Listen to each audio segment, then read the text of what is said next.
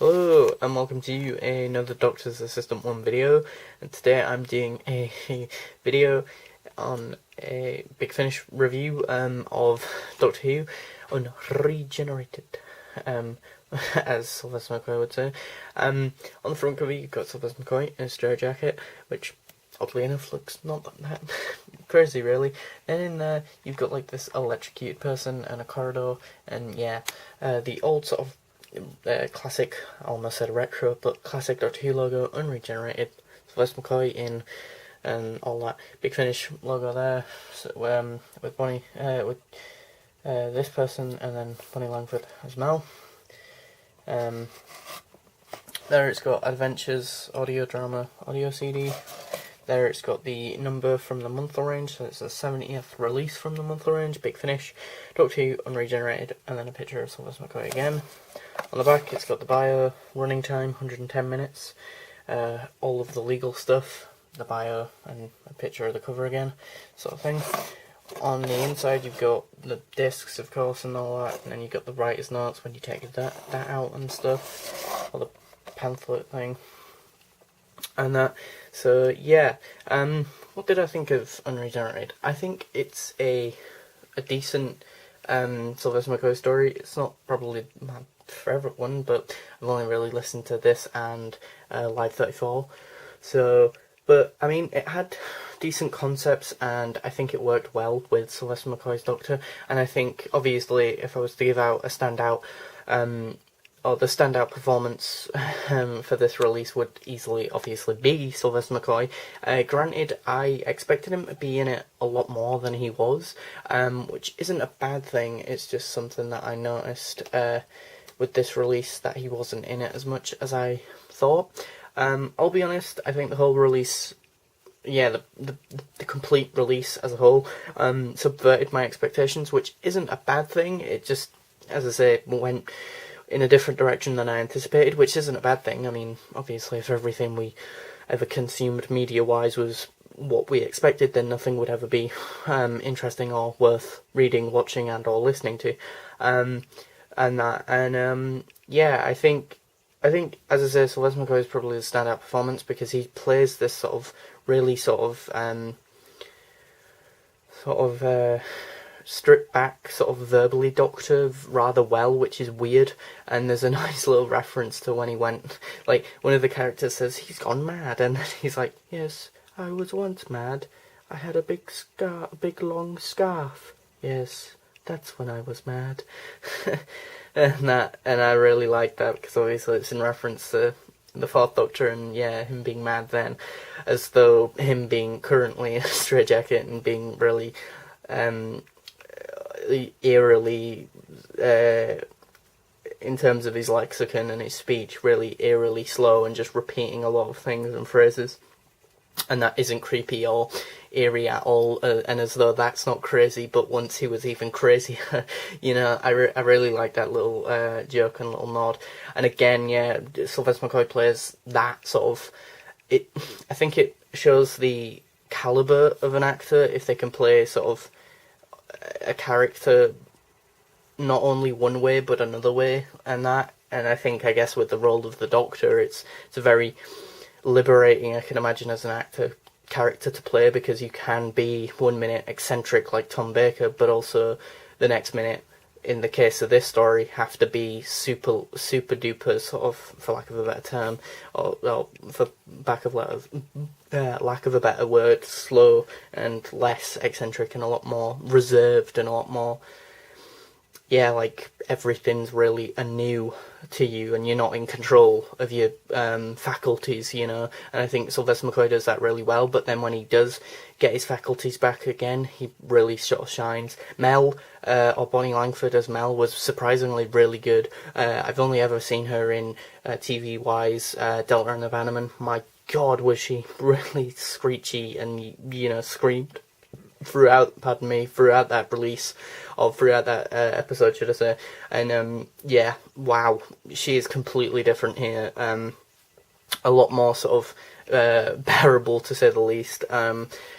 she actually, oddly enough, has a rather, or at least in this release, from what I experienced, a rather cathartic voice, really sort of nice, like warm, gentle voice I actually really like listening to, and there was definitely some twists and turns in this release, atmospherically, like, if you want a release that might spook you a bit, this one might work, hopefully.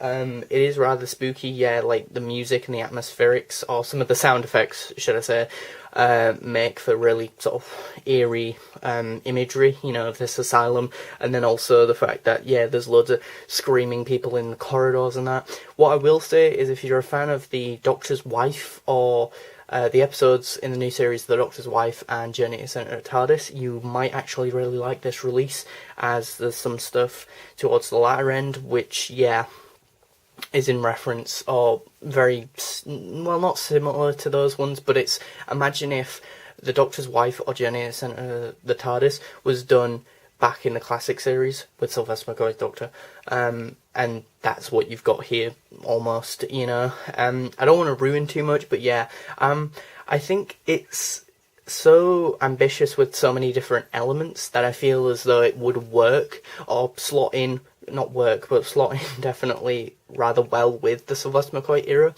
as this is said to be clearly set in his early run, or his early timeline as the Seventh Doctor, clearly, because he's just regenerated, and I think it's a nice, different, sort of refreshing way of saying, okay, the Doctor's sort of gone over some neurological, brain-inducingly stressful stuff.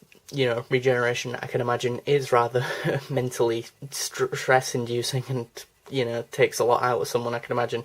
But here we are with the recently regenerated Doctor, and now he's in an asylum and that. So, pretty different from your standard affair of Doctor regenerate sort of thing. But going off, or building off the idea that it's a decent Sylvester McCoy sort of story, or would slip in nicely with his era, I think, building off that, I think there's...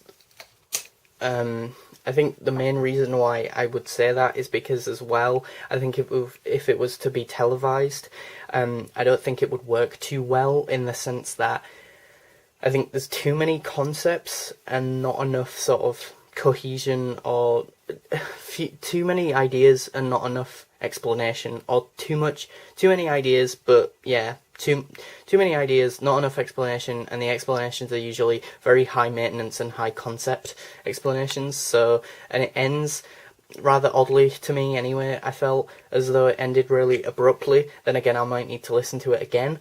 It's not the worst release ever by any means, but it's definitely, I wouldn't recommend this if you're new to Big Finish audios, and that, I think if you're a seasoned veteran and you've listened to, 50 releases, 50 to 100 releases, and that, then easily you could pick this one up and probably really enjoy it and find it a breeze. But if you've only listened to, 5 or 10, maybe even 15 releases, and most of them have been 8th Doctor Adventure ones and 4th Doctor Adventure ones, and this is one of your first Big Finish Audio's monthly range releases, then I think this might be a bit too much to deal with, personally, I think. But it's different people have different limitations and or abilities, so it's totally up to you. I can't really judge that too well.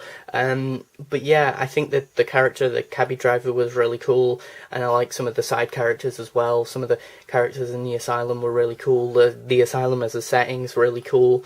Again, it has a lot of concepts and a lot of ideas, but they're not badly executed. It's just that explaining them and making them clear is a bit of where this release falls a bit flat for me, and a bit starts breaking at the seams almost, sort of thing, because you've got part, let's say 3, with a lot of stuff going on, but then part 4 you have to explain a lot of what happened in part 3, so then it leaves little room for part 4 to actually do much new stuff, and that. So overall, I think I would give Unregenerated myself a well-earned 7 out of 10. It's not a bad release by any means, and that it it's tied with Live 34. I think I want to say I gave Live 34 a 7 out of 10. And that isn't a bad rating by any means. Lowest rating thus far I've given to Big Finish Audios is a 6 out of 10. So it's not bad. It's not brilliant by any means. There are better releases out there, but it's not one of the worst. I wouldn't say you should avoid this one, but I think if you're a big fan of Sylvester McCoy, then you'll really enjoy this one. And, you know, if you're really sort of a proper Doctor Who fan and you're really into your sort of lore and stuff about TARDISes, and you like Mel as a character and you like Sylvester McCoy's Doctor, then you'll have a blast with this release. But if you're not proper into Sylvester McCoy's Doctor and you're not a fan of Mel, or you're not properly invested in sort of the ins and outs and inner workings of the TARDISes or TARDI as a sort of concept in the Doctor Who universe, then I think this one might not be for you. But yeah, a 7 out of 10 from me over at the Doctor's Assistant 1 channel. Thanks for watching, comment, rate and subscribe.